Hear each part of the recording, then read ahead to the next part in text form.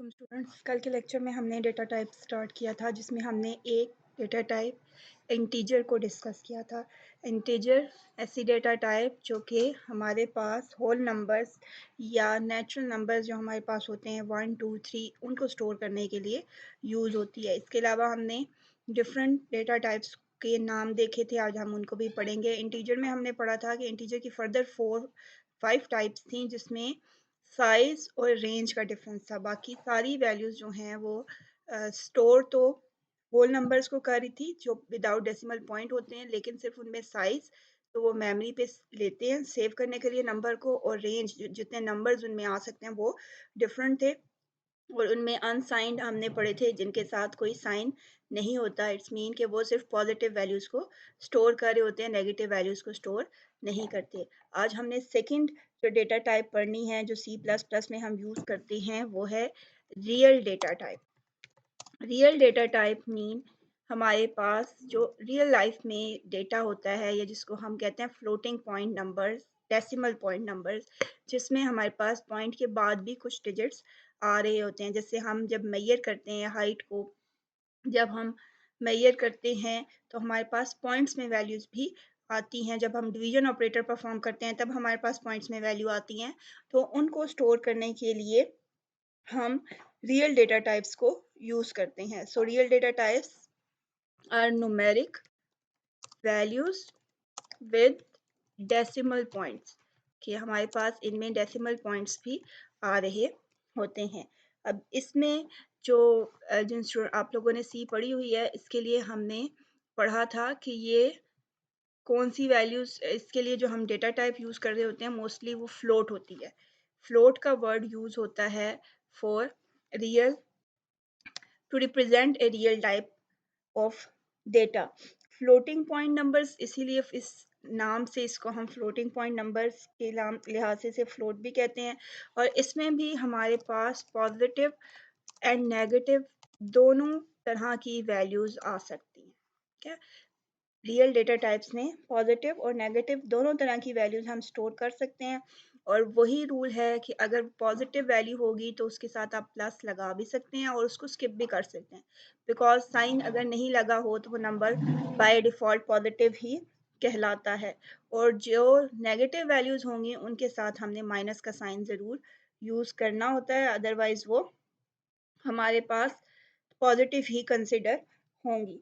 अब हमारे पास जो टाइप्स हैं इनकी अगर एग्जांपल्स रियल टाइप डेटा की देखें तो जैसे 20.325 ये एक रियल डेटा टाइप का नंबर है।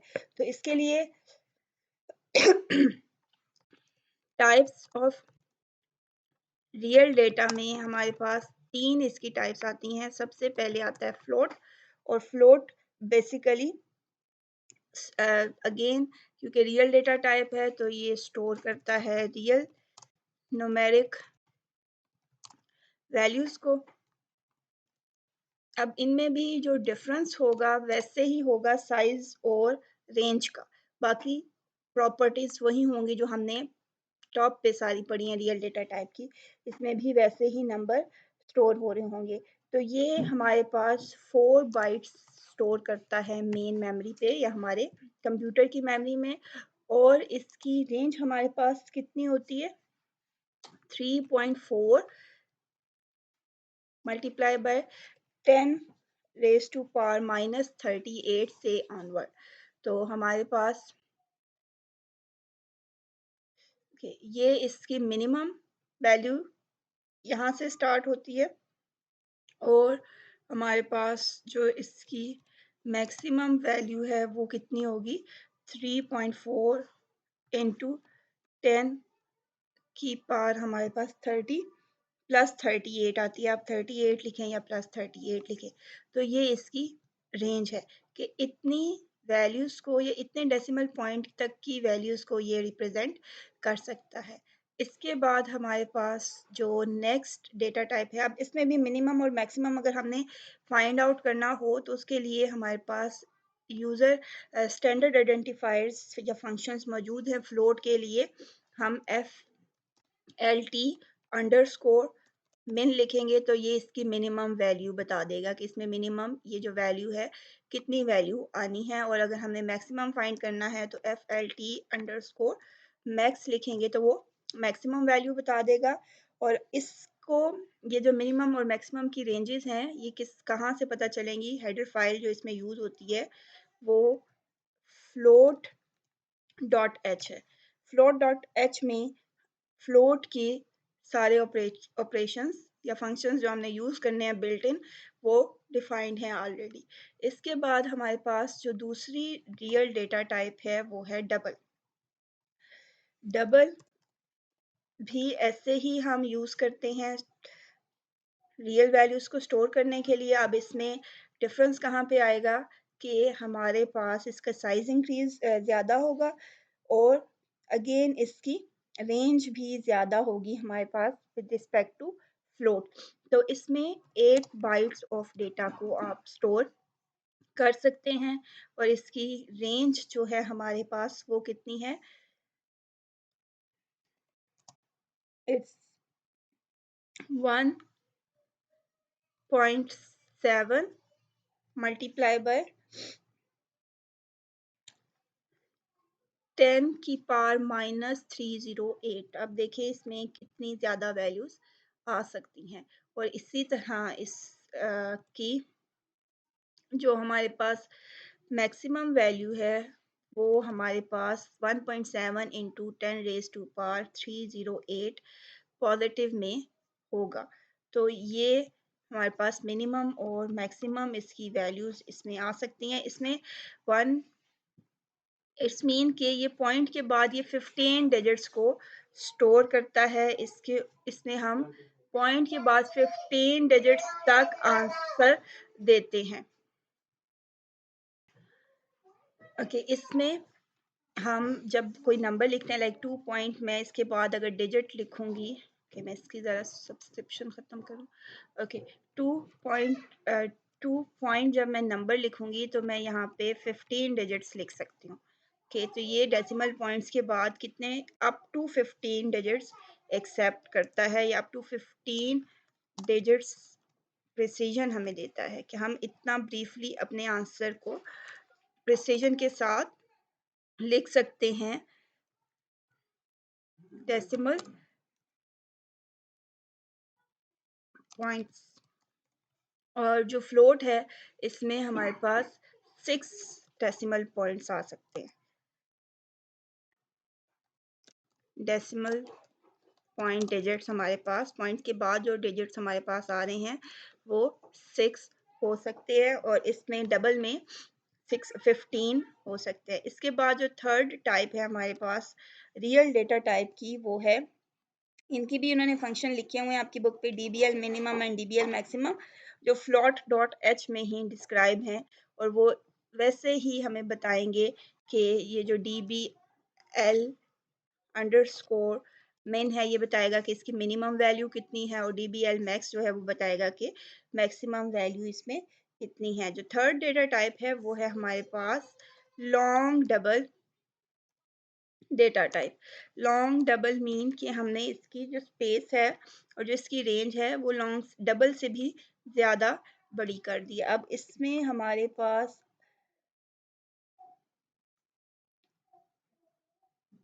10 बाइट्स डेटा को स्टोर किया जा सकता है। ये जो मेमोरी लेता है वो कितनी है, 10 बाइट्स। और जो इसकी रेंज है वो भी आपके पास लिखी हुई है कि इसमें हमारे पास 1.7 की इंटू 10 रेज टू पर -4932 आ सकती हैं। इन इतनी बड़ी वैल्यूज़ को हम रिप्रेजेंट कर सकते हैं using long double data type -4932। Okay ये इसकी पावर में आएगा। तो इतनी वैल्यूज़ को हम रिप्रेजेंट कर सकते हैं। स्मॉलेस्ट वैल्यू ये होगी और जो हमारे पास इसमें लार्जेस्ट वैल्यू होगी वो इसी की पावर पॉजिटिव के साथ हमारे पास यहाँ पे आ जाएगा ये मिनिमम और ये मैक्सिमम वैल्यू होगी। और इसमें हम 19 डेसिमल डिजिट्स यूज़ कर सकते हैं। मीन आफ्टर पॉइंट हम 19 डिजिट्स लिख सकते हैं टू रिप्रेजेंट अवर आंसर। तो इनमें मेन डिफरेंस इन तीन बातों का है, बिकॉज ये सारी रियल डेटा टाइप्स हैं, तो ये सारी पॉइंट्स डेसिमल पॉइंट्स वाली वैल्यूज़ को स्टोर कर रही हैं, पॉजिटिव नेगेटिव वैल्यूज़ को स्टोर कर रही हैं। पॉजिटिव वैल्यूज़ के साथ प्लस आएगा या नहीं आएगा ये ज़रूरी नहीं है, लेकिन नेगेटिव के साथ आपने साइन ज़रूर लगाना होता है।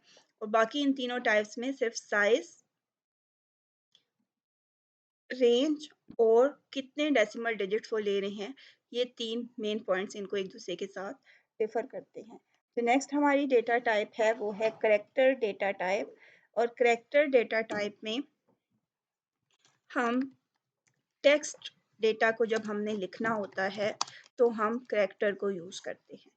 Character is a single letter, single symbol और नंबर जिसको हम यूज़ कर रहे होते हैं अपने डेटा में स्टोर करने के लिए, तो हम करेक्टर को यूज़ करते हैं। लाइक ए, कैपिटल ए, क्योंकि ये केस सेंसिटिव लैंग्वेज है तो स्मॉल और कैपिटल भी डिफरेंट होते हैं। लाइक 6, आप जो भी वैल्यू सिंगल कोट्स के अंदर लिखते हैं वो लैंग्वेज के अंदर हमारे पास एक करेक्टर बन जाता है।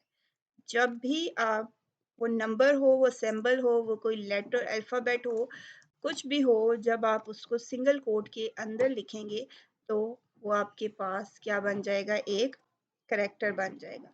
और करेक्टर को रिप्रेजेंट करने के लिए यहाँ पे लैंग्वेज में सी प्लस प्लस में आप CHAR का सिंबल यूज करते हैं। CHAR represents a character data type. So data type is used to store very large used to store character values and it takes one byte। अब character को जब भी आप store करते हैं तो हर character एक बाइट लेगा डेटा को स्टोर करने के लिए। इसका जो साइज है ये स्मॉलेस्ट डेटा टाइप होती है, क्योंकि इसमें एक करेक्टर को स्टोर करने के लिए 1 बाइट। देखें इंटीजर से हमने शुरू किया था वो 2 ले रहा था, शॉर्ट भी 2 ले रहा था, फ्लोट तो स्टार्ट 4 से हुआ था और फिर डबल में 8 10। तो ये हमारे पास सिर्फ 1 बाइट लेता है डेटा को स्टोर करने के लिए। और आप करेक्टर को हमेशा सिंगल कोट के अंदर लिखेंगे, जहाँ पे भी यूज़ कर रहे होंगे करेक्टर आप वो सिंगल कोट के अंदर आएगा। देखिए मैंने कुछ सिंबल्स भी लिखे हैं, लेकिन जब मैंने इन सिंबल्स को सिंगल कोट के अंदर लिखा है तो ये एज ए करेक्टर बिहेव करेंगे हमारे प्रोग्राम के अंदर। अब इसमें हमारे पास करेक्टर डेटा टाइप है और करेक्टर मिनिमम या मैक्सिमम क्या वैल्यू है इसकी, स्मॉलेस्ट करेक्टर कौन सा है और हाईएस्ट करेक्टर कौन सा है। तो उसके लिए हमारे पास लिमिट्स डॉट एच की हेडर फाइल में ही ये इंफॉर्मेशन मौजूद होती है। और आप करेक्टर अंडरस्कोर मिन और मैक्स लिखते हैं। लेकिन अब करेक्टर में मिनिमम और मैक्सिमम कहाँ से आ गया, क्योंकि हमारे पास अल्फ़ाबेट्स भी आ रहे हैं, नंबर्स भी आ रहे हैं, सिंबल्स भी आ रहे हैं, तो इनमें मिनिमम क्या होगा और मैक्सिमम क्या होगा। करेक्टर्स बेसिकली कंप्यूटर में जब स्टोर होते हैं तो इनका आस्की कोड यूज़ होता है। आस्की कोड स्पेशल कोड होता है जो नंबर्स की फॉर्म में असाइन किया होता है इन करेक्टर्स को। जैसा कि ए जब हम लिखते हैं कंप्यूटर में, तो कंप्यूटर के लिए ये ए नहीं है, ये 65 नंबर है, ठीक है। और इस 65 नंबर को उसने स्टोर किया होता है। तो इसी तरह आस्की में हमारे पास बहुत सारे करेक्टर्स, एक पूरा चार्ट होता है जिसमें फ्रॉम 1 टू ऑनवर्ड हमारे पास बहुत सारे सिंबल्स 1 टू ऑनवर्ड जितने भी हैं। फॉर एग्जांपल अगर मेरे पास 100 सिंबल्स हैं, करेक्टर्स हैं, जिसमें ये सिंबल्स, नंबर्स और अल्फ़ाबेट सारे आ जाते हैं, काफ़ी ज़्यादा होंगे, तो 1 से 100 तक सारे करेक्टर्स को नंबर असाइन किए होते हैं। तो जब हम मिनिमम करेंगे तो वो मिनिमम जो फर्स्ट वाला करेक्टर होगा वो रिटर्न कर देगा कि ये मिनिमम वैल्यू वाला करेक्टर है और ये हमारे पास मैक्सिमम वैल्यू वाला करेक्टर है। ओके, करेक्टर भी हमने पढ़ लिया। हमारे पास ये 3 मेन डेटा टाइप्स हैं, बाकी डेटा टाइप्स हम इन्हीं से एज्यूम करते हैं। अब करेक्टर से मैं यहीं पे साथ ही आपको बता देती हूँ स्ट्रिंग और टेक्स्ट का। अब करेक्टर तो एक अल्फ़ाबेट या एक नंबर को रिप्रेजेंट कर रहा है, जबकि जब हमने नाम सेव करना है किसी का एड्रेस सेव करना है, किसी का फादर नेम सेव करना है या हमने कोई सब्जेक्ट नेम सेव करना है, तो वो एक करेक्टर तो होगा नहीं, वो तो सेट ऑफ करेक्टर्स होंगे। उन सेट ऑफ करेक्टर्स को हम बोलते हैं स्ट्रिंग्स। तो जो स्ट्रिंग्स हैं वो बेसिकली कोई अलग से डेटा टाइप नहीं होती। हम स्ट्रिंग को कहते हैं it's a collection of characters. तो जब हमने स्ट्रिंग डेटा टाइप बनानी होती है तो हम कलेक्शन ऑफ करेक्टर्स को यूज कर लेते हैं। मीन हम इसी करेक्टर डेटा टाइप को यूज करते हैं, हम CHR ही लिखते हैं, लेकिन इसके आगे हम बता देते हैं कि कितने करेक्टर्स को हमने कलेक्ट करना है या कंबाइन करना है। इसके आगे हम जब साइज दे देते हैं, लाइक मैं यहाँ पे 25 लिख दिया, तो इट्स मीन कि इस करेक्टर में, ओके मैं आगे इसका नाम लिख देती हूँ नेम।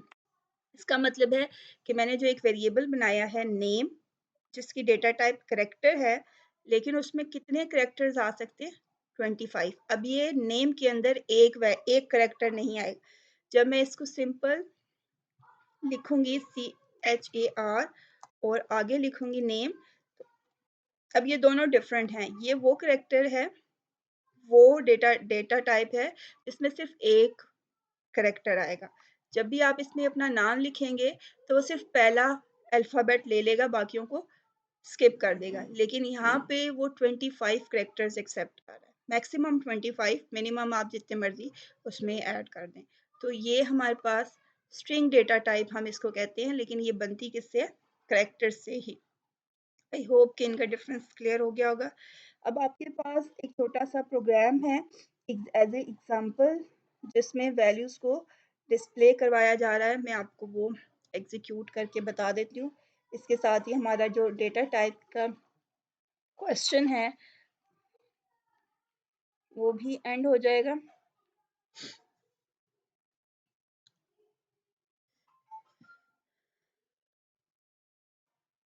सबसे पहले तो मैं इसका साइज बड़ा कर देती हूँ ताकि आपको सारा programme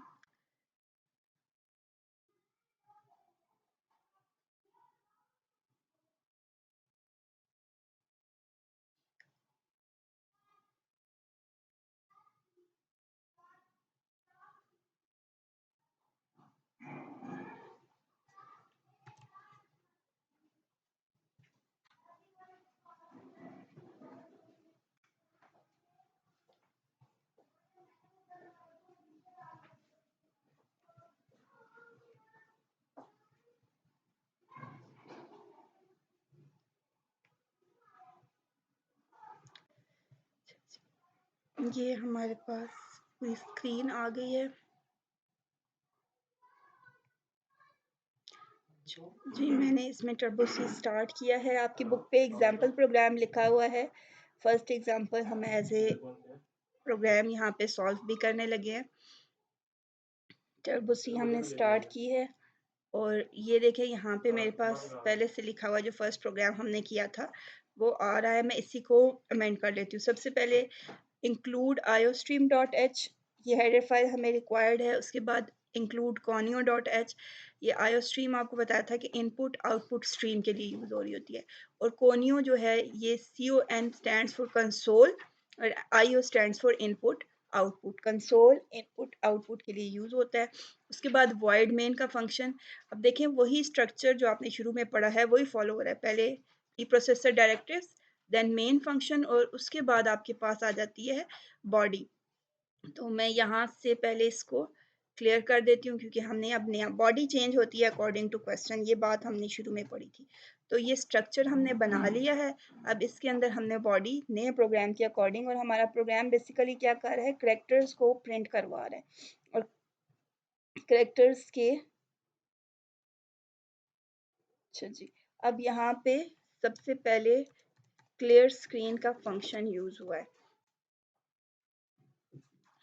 CLR SCR clear screen, ये हम यूज करते हैं जब हमारे पास आउटपुट स्क्रीन आएगी। जब मैं प्रोग्राम को यहाँ से रन करूंगी तो चलिए मैं इसको पहले निकाल देती हूँ, बाद में आपको इसको ऐड करके भी। ये बेसिकली आउटपुट स्क्रीन को क्लियर करता है, इरेज करता है, ताकि नया आउटपुट आए और पुराना पहले जो है वो इरेज। उसके बाद यहाँ पे हमने करेक्टर, अब जितने कीवर्ड्स होंगे वो आपको वाइट कलर में नजर आएंगे। करेक्टर CH1 CH2, ये दो करेक्टर्स हमने बनाए हैं। हमने सम का भी बना हुआ है आपकी बुक पे, लेकिन हमें उसकी ज़रूरत नहीं है, इसलिए यहाँ पे हमने दो करेक्टर्स बना लिए हैं।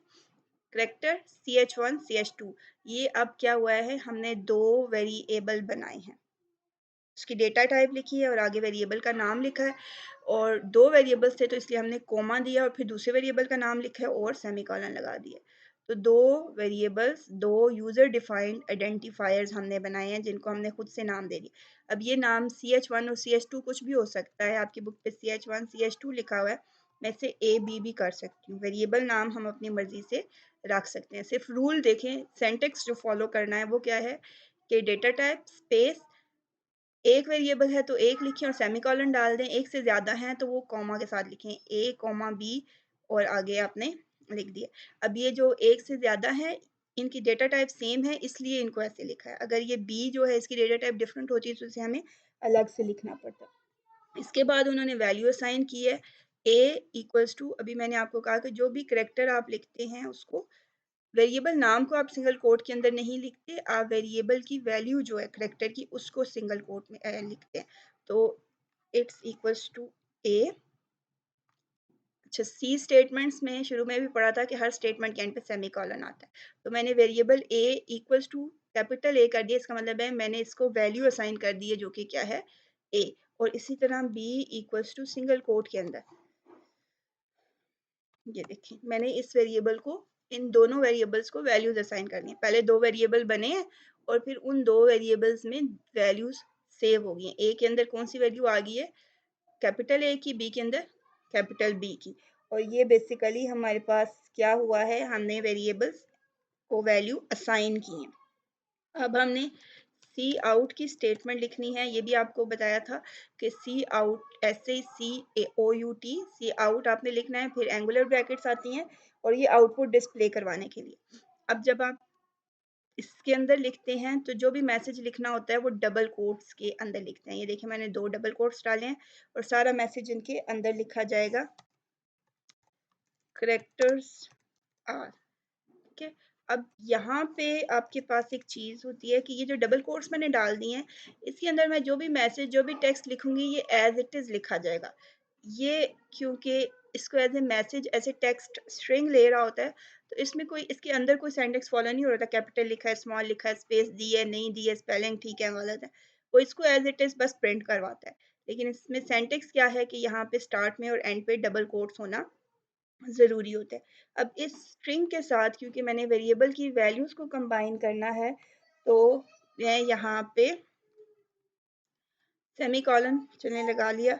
अब इसके साथ क्योंकि मुझे इस मैसेज के साथ, इस स्ट्रिंग के साथ वेरिएबल की वैल्यूज़ को कंबाइन करना है, तो मैं यहाँ पे दोबारा ये एंगुलर ब्रैकेट्स डालूंगी, ये इसका सेंटेक्स है, इस रूल को फॉलो करना है, और फिर किसकी वैल्यू प्रिंट करवाऊंगी, ए की, और फिर मैं दोबारा यहाँ पे डालूंगी और मैं फिर किसकी वैल्यू प्रिंट करवाऊंगी, बी की। तो जब आपने एक से ज़्यादा वेरिएबल्स को स्ट्रिंग के साथ, यहाँ पे अब ज्वाइनिंग हो रही है, तो ए और बी लिखेंगे और यहाँ पे सेमीकोलन डाल देंगे, और उसके बाद एंड पे गेट सी एच का फंक्शन है, ये भी एक बिल्ट इन फंक्शन है, इसको मैं आपको आगे बताऊंगी कि हम क्यों यूज़ कर रहे हैं। ओके, अब मैं अपने प्रोग्राम को कंपाइल करती हूँ। देखें 0 एरर्स आ गई, और उसके बाद इस प्रोग्राम को रन करती हूँ तो ये देखें करेक्टर्स आर ए बी, दोनों वैल्यूज आपको नज़र आ रही हैं। अब देखें मैंने यहाँ पे क्लियर स्क्रीन का फंक्शन नहीं लगाया था जो आपकी बुक में था। मैं इस प्रोग्राम को दोबारा रन करती हूँ। ये देखें पहला जो आपके पास आउटपुट था करेक्टर्स आर ए बी, उसी के आगे दोबारा आपके पास आउटपुट आया है करेक्टर्स आर ए बी। पहले वाला भी है और दूसरा वाला भी उसके आगे आ गया है, जबकि हमने एक सी आउट की स्टेटमेंट लिखी थी, एक आना चाहिए था, लेकिन वहाँ पे दो क्यों आ रहे हैं, क्योंकि पिछला आउटपुट भी वहाँ पे मौजूद है। अब मैं इसको दोबारा रन करती हूँ तो वो तीसरी दफ़ा लिखा हुआ आ जाएगा, लेकिन समटाइम हमें पुराना वाला आउटपुट नहीं चाहिए, नया वाला चाहिए। तो उस केस में हम क्या कर सकते हैं, हम यहाँ पे CLR क्लियर स्क्रीन का नया फंक्शन लगा देंगे, ये स्क्रीन को क्लियर करेगा। अब इसका आप डिफरेंस देखेंगे, मैं इस प्रोग्राम को अगर रन करती हूँ Alt F9, 0 एरर्स, और कंट्रोल F9, तो ये देखें करेक्टर्स आर ए बी। अब जो पिछला आउटपुट था जो 2 दफ़ा पहले मैंने प्रिंट करवाया था वो रिमूव हो गया है, पूरी आउटपुट स्क्रीन क्लियर हो गया और नया आउटपुट हमारे पास यहाँ पे आ गया है। तो इस तरह से हम अपना एक प्रोग्राम लिख के प्रिंट करवा सकते हैं। अब इसमें जो आपने सिंटैक्स देखे हैं कि क्लियर स्क्रीन, स्क्रीन को क्लियर कराने के लिए वेरिएबल को हमने डिक्लेयर कैसे करवाया है, वेरिएबल की वैल्यूज और करेक्टर्स को देखें सिंगल कोट में लिखा है, और सी आउट में हमने स्ट्रिंग के साथ वेरिएबल दो को जब कंबाइन करना है कि एक तो ये हमने वेरिएबल लिखे हैं और दूसरा हमने स्ट्रिंग लिखा है, तो उसको हमने कैसे सॉल्व आउटपुट में डिस्प्ले करवाया। ये हमारे पास हो गया। आई होप कि आपको ये प्रोग्राम भी समझ के आ गया होगा और आज का टॉपिक भी समझ आ गया होगा। कल इंशाल्लाह हम बाकी टॉपिक्स को करेंगे। डेटा टाइप्स हमने पढ़ लिए हैं और उसके साथ ही हमने एक छोटा सा एग्जाम्पल प्रोग्राम भी कर लिया। अल्लाह हाफिज़।